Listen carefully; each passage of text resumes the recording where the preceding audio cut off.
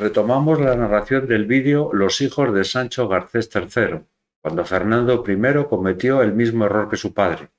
A su muerte en el año 1065 dividió sus territorios entre sus hijos, volviéndose a repetir las guerras entre hermanos, ya que no estaban satisfechos con lo heredado.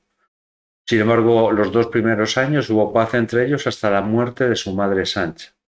El testamento quedó de la siguiente manera: para el primogénito Sancho, Castilla y La Rioja más las Parias de Toledo; para Alfonso, León y las tierras entre los reinos Cea y Pisuerga más las Parias de Zaragoza; para García, Galicia y el norte de Portugal más las Parias de Badajoz y Sevilla; y para las hijas Urraca y Elvira los monasterios reales con sus propiedades, con la condición de que no podían casarse, además de las ciudades de Zamora y Toro respectivamente. El primogénito Sancho no estaba conforme por no haber heredado la totalidad del reino, y Alfonso no entendía el desglose de Galicia de León. Urraca y Elvira administraron autónomamente sus posesiones y realizaron cartas de donaciones a iglesias y monasterios. Por su papel de administradoras de monasterios estuvieron muy implicadas en la reforma de la Iglesia propuesta por el Papa Gregorio VII. Durante el reinado de su hermano Alfonso VI participaron activamente. Formaban parte del Consejo Real, acompañaban a su hermano en sus desplazamientos y firmaban documentos, incluso más que las propias reinas. A su muerte, su espacio fue ocupado por las hijas de Alfonso VI. Rodrigo Díaz de Vivar, desde muy joven, sirvió al infante Sancho, posteriormente Sancho II de Castilla. Se educó en la corte y en el manejo de armas y en las primeras letras. Participó con el infante Sancho en la batalla de Graus para ayuda de la taifa de Zaragoza contra Ramiro I de Aragón. En dicha batalla el aragonés encontró la muerte. ¿Cómo retratan a Rodrigo Díaz de Vivar las fuentes? Pues las cristianas le ponen como un modelo ideal del noble del medievo hispano, consumado en uso de armas, hombre culto, vida familiar honesta y caballero cristiano. Mientras que las fuentes musulmanas lo insultan, le califican de tirano, enemigo de Dios, maldito, y lo presentan como un guerrero tramposo, cruel y avaro. ¿De dónde le viene el apodo a Rodrigo Díaz de Vivar del Campeador? Cuando Sancho hereda Castilla tenía problemas territoriales con el reino de Pamplona entre las provincias de Burgos y Álava. No estaba claro a quién pertenecían, si a Pamplona o a Castilla. Sancho ordenó incursiones en la Bureba y en los montes de Oca. Para poseer este último era clave el castillo de Pazuelos. Para dirimir este conflicto, Sancho II y su primo Sancho IV de Pamplona acordaron realizar un duelo entre sus mejores caballeros. El ganador se quedaría con la propiedad del castillo. Los elegidos fueron por parte de Castilla Rodrigo Díaz de Vivar y por parte de Pamplona Jimeno Garcés. Rodrigo venció y por eso será llamado el campeador, el que defiende la justicia en el campo de batalla. Una de las primeras acciones de Sancho II fue renovar el vasallaje de la taifa de Zaragoza.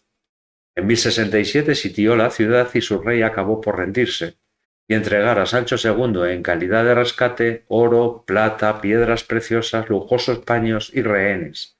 A cambio, el castellano se comprometía a defender Zaragoza tanto de cristianos como de musulmanes. Asegurada la sumisión de la taifa de Zaragoza, retomó el tema de los territorios fronterizos entre Castilla y Pamplona, aquellos que Fernando cedió a su hermano García Sánchez en el año 1037 por su ayuda en la batalla de Tamarón contra Bermudo III de León. Algunos de estos territorios se rebelaron contra Pamplona, no estaban de acuerdo con el control pamplonés sobre su territorio y pidieron ayuda a Sancho II para que anexionara los territorios a Castilla. Sancho IV de Pamplona pidió ayuda a su primo Sancho Ramírez I de Aragón ante los ataques del rey castellano a las tierras de la Bureba y de la Rioja Alta. Así se inició la llamada Guerra de los Tres Sanchos, que duraría poco tiempo, un mes, de agosto a septiembre del año 1067. Podemos decir que no hubo ningún vencedor absoluto. Castilla arrebató a Pamplona, la Bureba, los montes de Oca y Pancorbo, y Pamplona se quedó con Álava y Guipúzcoa. Esto limitaba la expansión territorial del reino de Pamplona.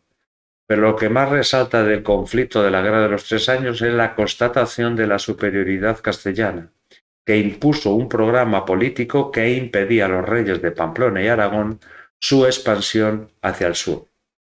En noviembre del año 1067,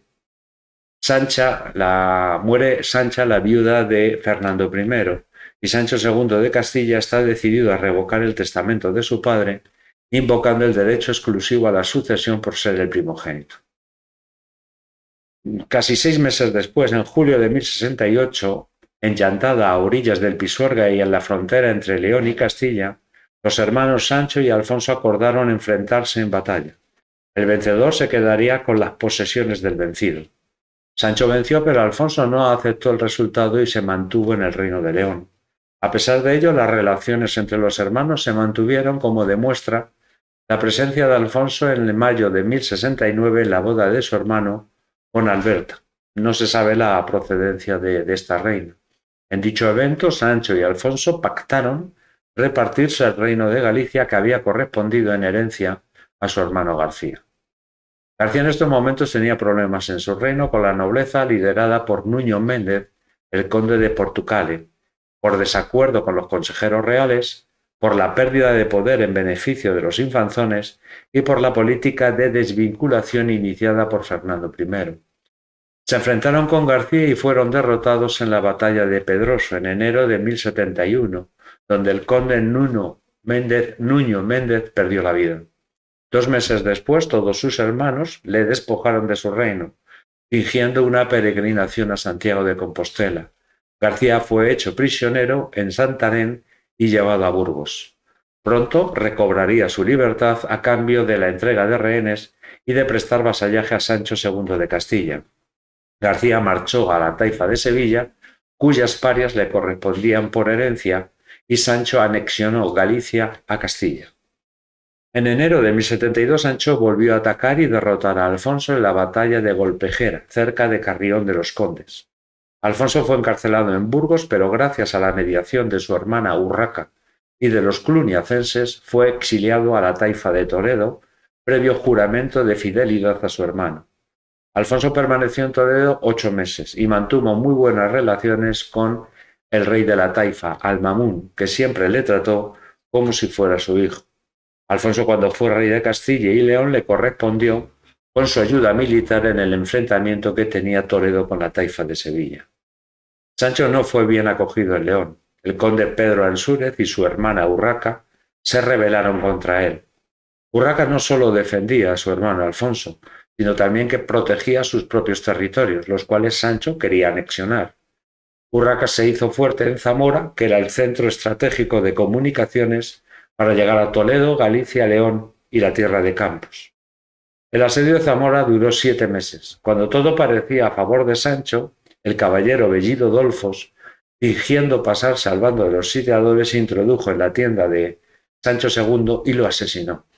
Se sospechó que fue una conjura planeada por Urraca e incluso contó con la complicidad de Alfonso, ya que Bellido Dolfos encontró las puertas de Zamora abiertas para su huida del campamento de Sancho II. Inmediatamente Alfonso salió de Toledo y entró en Zamora. Acompañado de una comitiva de obispos, caballeros y magnates, marchó a Burgos, donde los castellanos le juraron fidelidad. Ahí cuenta la leyenda que se produjo la jura de Santa Gadea, donde Alfonso tuvo que prometer al Cid hasta en 3 ocasiones que no tuvo nada que ver con el asesinato de Sancho. Muerto Sancho II, García intentó recuperar Galicia, pero la mayoría de los nobles gallegos ya habían reconocido a Alfonso VI como su rey. García fue nuevamente encarcelado por consejo de su hermana Urraca en el castillo de Luna, en León, de donde ya nunca salió, muriendo en marzo de 1090. Meses después, Alfonso desposó a su hija Urraca con Raimundo de Borgoña, a los que donaría el reino de Galicia y Portugal. Alfonso VI, ya como rey de Castilla y León, reunificó todos los territorios por nuevas ocupaciones. Recuperó los territorios de Álava, Vizcaya, Guipúzcoa y la Bureba, atribuidas a Pamplona por el testamento de Sancho Garcés III. En 1074 anexionó La Rioja y se hizo contacto confirmando los fueros de Nájera y contando con el apoyo de la nobleza liderada por el conde García Ordóñez. Como recompensa, casó con Urraca, la hermana de Sancho IV de Pamplona. Los reinos de taifas consideraban su ruina económica seguir pagando parias, y en 1075 la taifa de Sevilla lidera el movimiento de oposición, haciendo una primera invitación a los almorávides para que viniesen al Andalus en su ayuda. No hubo respuesta. Tampoco tuvo éxito en su invitación al resto de las taifas a unirse. Zaragoza y Lérida en estos momentos estaban en guerra, Zaragoza se apoderó de Denia, Toledo estaba dividida tras la muerte del rey Al-Mamún y Valencia quería independizarse. Su acción política de Alfonso VI representó el primer intento imperialista. Se autocalificó como emperador de las dos religiones. Durante su reinado se inició una etapa de coexistencia de las comunidades cristiana y musulmana que fracasaría posteriormente. En el 1077 se autotituló Imperator Totus Hispaniae. Dicho título se había otorgado al rey asturleonés desde Alfonso III. Lo que representa este título jurídicamente es la superioridad jerárquica sobre toda España del rey de Castilla y León. Este título sería confirmado por el Papa Gregorio VII en sus epístolas a varios reyes. En los próximos vídeos hablaremos del reinado de Alfonso VI de Castilla y León.